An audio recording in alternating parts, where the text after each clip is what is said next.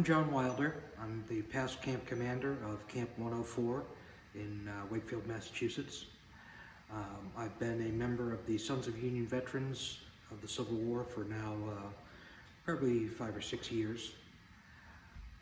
I decided originally to get involved because I've always been interested in my family history.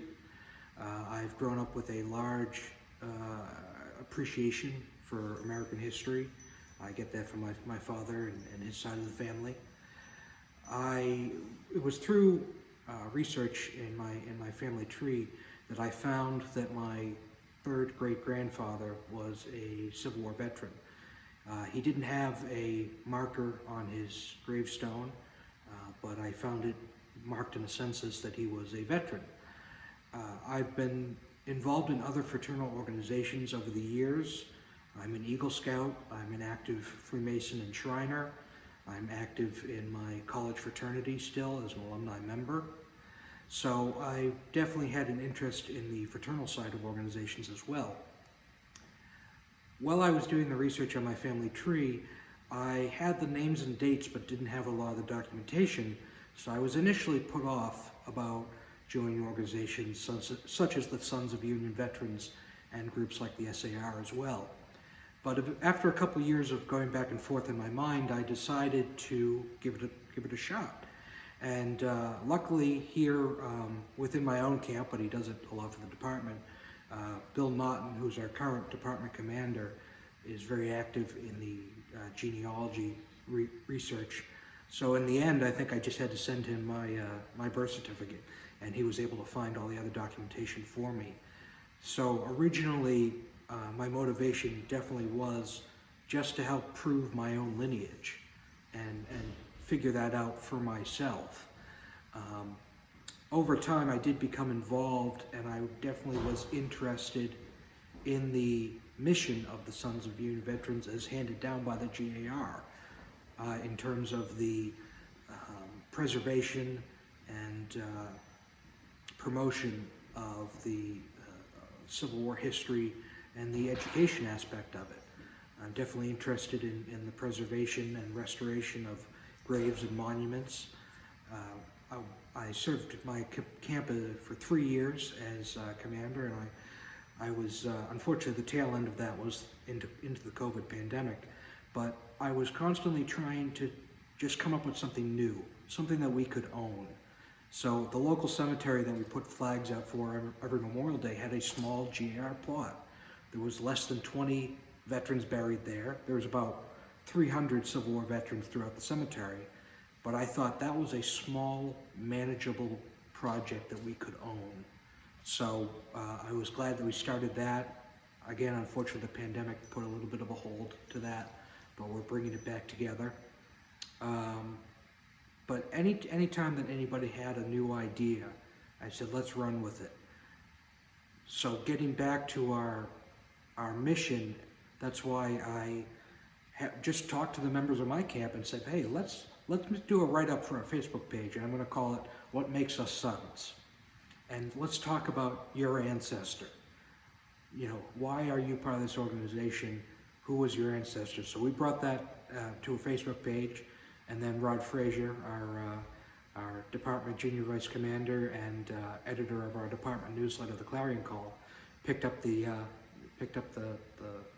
column, or the piece if you want to call that, and started it, and I'm glad to see it's been picked up at the national level now through YouTube.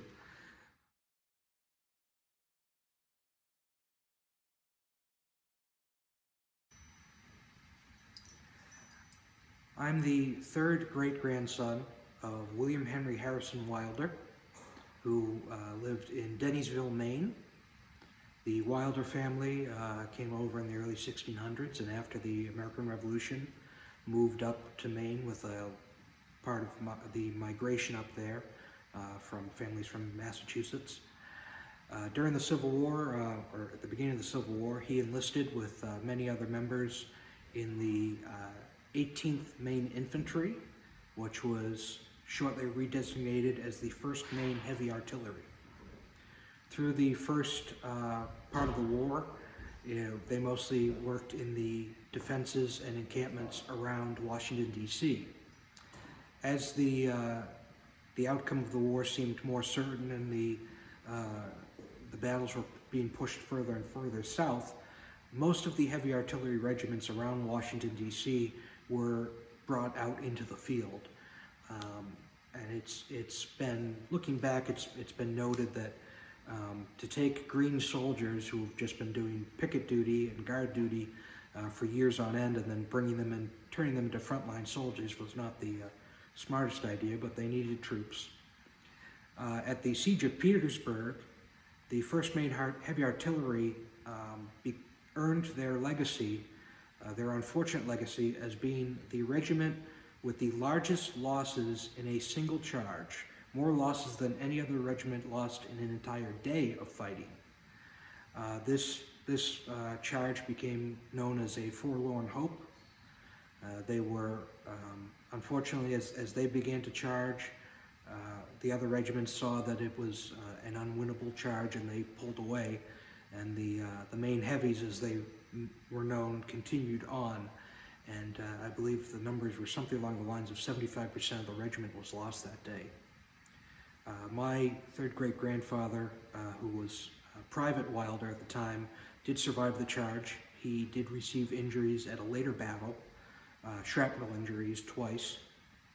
I believe one was in his shoulder and one was in his leg. And he stayed with the regiment. He ended up being promoted to 1st Sergeant of Company K. He served with them through the remainder of the war, and they were in, I believe they were in the Grand Review in D.C. at the end of the war. After the war, he returned to Maine to raise his family. He had 10 children. My 2nd great-grandfather of that generation had 11 children, so it ended up being a very large family.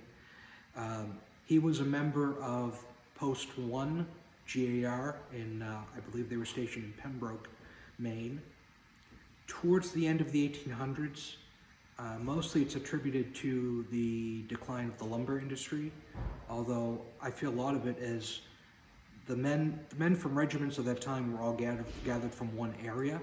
So many young men of that area in Maine, Washington County, were lost. So between that and the loss of the industry, that whole area went into a bit of a depression. So the Wilder family moved back down south, and I actually, miraculously, I don't have anything from that far back in the family. I wish I had a photo. I actually found a letter written by my 3rd great-grandfather on eBay. I think I paid $3 for it. Written to the commander of his GAR post in Maine, saying that he had moved to Everett, Massachusetts, visited the local GAR post, but felt that they didn't have the same level of camaraderie in his old post. So he missed his comrades, but was appreciative that they were still thinking of him, and apparently they awarded him life membership for his longevity. So I hope to, I've been in contacts with the Masonic Lodge in Maine that holds the records of that GAR post just before the pandemic. So I hope to reconnect with them and see what else I can find on him. My 3rd great-grandfather, 1st Sergeant Wilder of Company K of the 1st Maine Heavies, is buried in Oak Grove Cemetery in Medford, Massachusetts.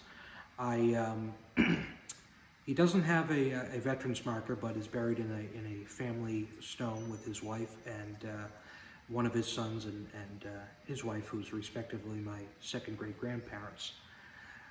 He died in the 1920s. I don't know that he ever received a Civil War pension, but I learned this through my great-uncle, who was a family historian before me.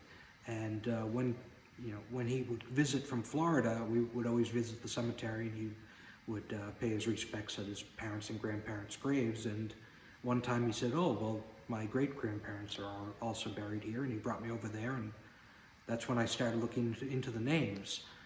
I've been working with the city of Medford, trying to get him recognized as a veteran.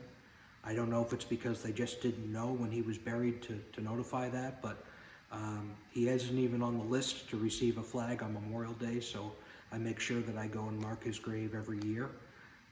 but I hope to rectify that and either get a veterans marker or at the very least get him added to that list so he is recognized as a city veteran. The Sons of Union Veterans of the Civil War is an interesting organization, especially here in Massachusetts. In this area, we're sort of a mecca of Revolutionary War history, but there is so much untold history from the 1800s and from the Civil War. There's always been a proud New England tradition of service and service to country. There's the great story of the Minutemen of 61, the first Civil War regiments to come from Massachusetts and answer President Lincoln's call. They attributed themselves to being the Minutemen of their generation. So there is so much to learn, and I think that in states where the Sons are much larger, I think it's not taken for granted, I won't say that, but it's more cut and dry. You know, if you go to Pennsylvania and go to Gettysburg, yes, it's very interesting and they do different things, but it's all already there. I think with the Sons of Union Veterans, especially in a state like Massachusetts, there's really nothing but opportunity. So, you know, we have the resources, we have that opportunity. So for someone to get involved who wants to make an impact, I think you have a really great chance of getting something done, making that impact. And if you just have to have that motivation, and we can help you make it happen. Mine eyes have seen the goal.